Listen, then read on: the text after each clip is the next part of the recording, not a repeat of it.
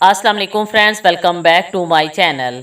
इस वीडियो में मैं आप लोगों से ब्लॉक फ्लोपियन ट्यूब्स को खोलने के लिए एक इंतहाई मुजरब अमल शेयर करूंगी।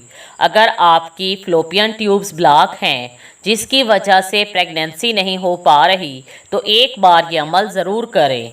इंशाअल्लाह ताला चंद हफ्तों में ही ब्लॉक ट्यूब्स खुल जाएंगी।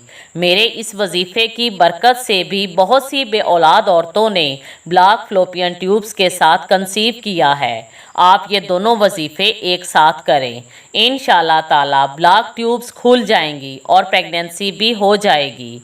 फ्लोपियन ट्यूब्स औरत के रिप्रोडक्टिव सिस्टम का हिस्सा हैं, जहां पर फर्टिलाइजेशन अमल में आती है और फर्टिलाइज्ड एग यूट्रस की तरफ सफ़र करता है और यूट्रस की दीवार के साथ इम्प्लांट हो जाता है और इस तरह प्रेगनेंसी ग्रो करने लगती है।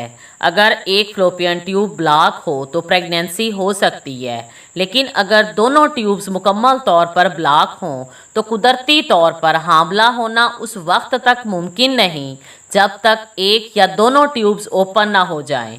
इसलिए अगर आप प्रेगनेंसी के लिए ट्राई कर रही हैं और आपकी फ्लोपियन ट्यूब्स ब्लॉक हैं तो पूरे यकीन के साथ ये वजीफ़ा करें।